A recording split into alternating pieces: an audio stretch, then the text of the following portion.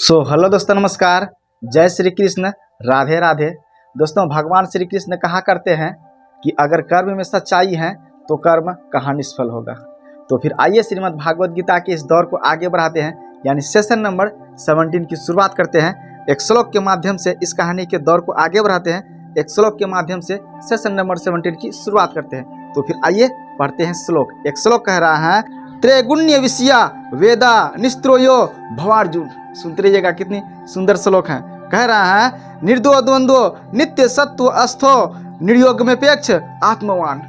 अब इसका अर्थ समझिए। अब इसका अर्थ दिया हुआ है, वेदों में मुख्यतः प्राकृतिक के तीनों गुणों का वर्णन हुआ है। देखिए कितनी मजेदार बातें हैं। हे अर्जुन, अर्थात भगवान श्री कृष्ण अर्जुन से कहते हैं कि हे अर्जुन, इन तीनों गुणों से ऊपर उठो।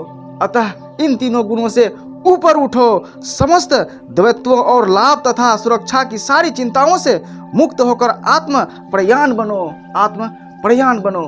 तो आइए अब इसका तात्पर्य समझेंगे। इसका तात्पर्य कह रहा है, सारे भौतिक कार्यों में प्रकृति के तीनों गुणों की क्रियाएं तथा प्रतिक्रियाएं निहित होती हैं। इनका उद्देश्य कर्म फल होता है, जो भौतिक जगत में बंधन का कारण है। जो भौतिक जगत में बंधन का क्या है?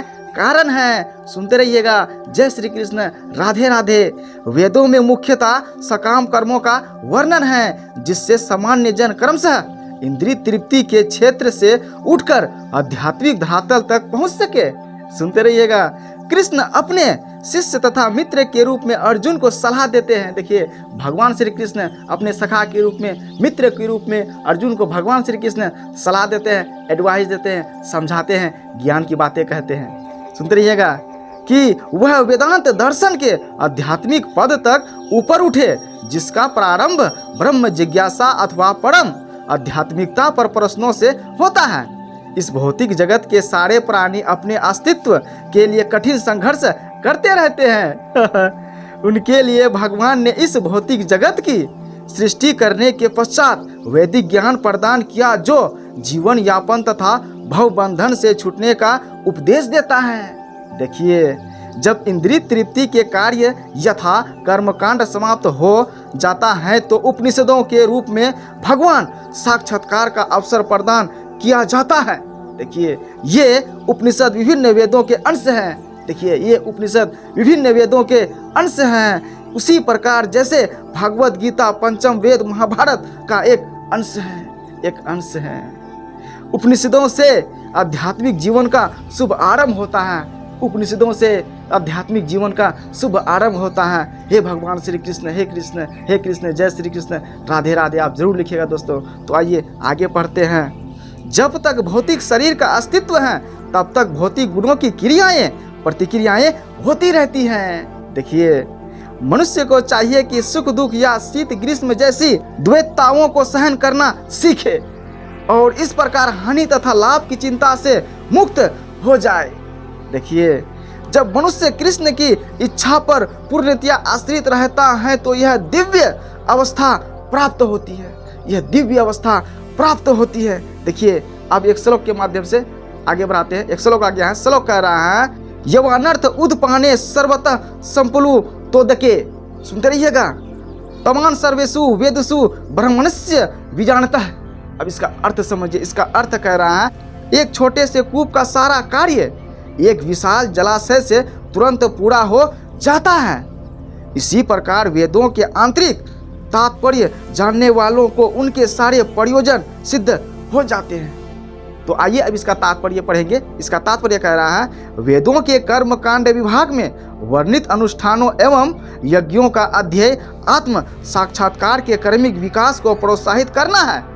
और आत्म साक्षात्कार का ध्येय भागवत गीता के 15वें अध्याय में इस प्रकार पुष्टि किया गया है। वेद अध्ययन का ध्येय जगत के आदि कारण भगवान कृष्ण को जानना है। भगवान कृष्ण को जानना है। अतः आत्म साक्षात्कार का अर्थ है कृष्ण को तथा उनके साथ अपने शाश्वत संबंध को समझना। देखिए, कृष्ण के साथ जीवों के संबंध का भी उल्लेख भागवत गीता के 15वें अध्याय में ही हुआ है। देखिए, 15वें अध्याय में ही हुआ है। 15वें अध्याय में जाएंगे तब उसे ठीक तरह से समझेंगे, पढ़ेंगे और जानने का भी प्रयास करेंगे। तो आइए आगे पढ़ते हैं। जीव आत्मा भगवान के अंश रूप है। देखिए कितनी बड़ी बात है, कह रहे हैं जीव आत्माएं भगवान का स्वरूप है, भगवान का ही अंश है। ये बात हमें नहीं भूलनी चाहिए। अतः प्रत्येक जीव द्वारा कृष्ण भावनामृत को जागृत करना वैदिक ज्ञान की सर्वोच्च पूर्ण अवस्था है। भागवत गीता में इसकी पुष्टि इस प्रकार हुई है। देखिए आगे पढ़ते हैं, ध्यान से सुनते रहिएगा। कह रहा है, हे प्रभु, आपके पवित्र नाम का जप करने वाले भले ही चंडाल जैसे निम्न परिवार में क्यों ना उत्पन्न हुआ हो, किंतु वह आत्म साक्षात्कार के सर्वोच्च पद पर स्थित होता है। ऐसा व्यक्ति अवश्य ही वैदिक अनुष्ठानों के अनुसार सारी तपस्याएं संपन्न किए होते हैं। सुनते रहिएगा। और अनेक बार तीर्थ स्थानों में स्नान करके वेदों का अध्ययन किए होता है। सुनते रहिएगा। ऐसा व्यक्ति आर्य कुल में सर्वश्रेष्ठ माना जाता है। ऐसा व्यक्ति आर्य कुल में सर्वश्रेष्ठ माना जाता है। तो फिर आइए आगे पढ़ते हैं। आप तब तक जय श्री कृष्ण, राधे राधे जरूर लिखिएगा। अतः मनुष्य को इतना बुद्धिमान होना चाहिए कि केवल अनुष्ठानों के प्रति आसक्त न रहकर वेदों के उद्देश्य को समझे और अधिकाधिक इंद्रिय तृप्ति के लिए ही स्वर्गलोक जाने की कामना न करे। देखिए इस युग में सामान्यतः व्यक्ति के लिए न तो वैदिक अनुष्ठानों के समस्त विधि विधानों का पालन करना संभव है और न सारे वेदांत तथा उपनिषदों का स्वर्ग अध्ययन कर पाना सहज है। देखिए वेदों के उद्देश्य को संपन्न करने के लिए प्रचुर समय, शक्ति, ज्ञान तथा साधन की आवश्यकता होती है। इस युग में ऐसा कर पाना संभव नहीं है। इस युग में ऐसा कर पाना संभव नहीं है, भगवान श्री कृष्ण बता रहे हैं अर्जुन को। किंतु वैदिक संस्कृति का परम लक्ष्य भगवान नाम कीर्तन द्वारा प्राप्त हो जाता है, जिसकी संत स्तुति प्रति आत्माओं के उद्धारक भगवान चैतन्य द्वारा हुई है।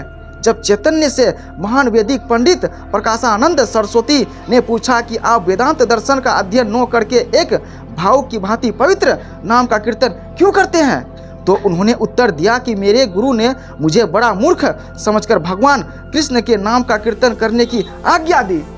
देखिए अतः उन्होंने ऐसा ही किया और वे पागल की भांति भवोन्नत हो गए। इस युग में अधिकांश जनता मूर्ख है और वेदांत दर्शन समझ पाने के लिए पर्याप्त शिक्षित नहीं है। देखिए वेदांत दर्शन के परम उद्देश्य की पूर्ति भगवान के पवित्र नाम का कीर्तन करने से हो जाती है। देखिए वेदांत वैदिक ज्ञान की पराकाष्ठा है और वेदांत दर्शन के प्रणेता तथा ज्ञाता भगवान कृष्ण है।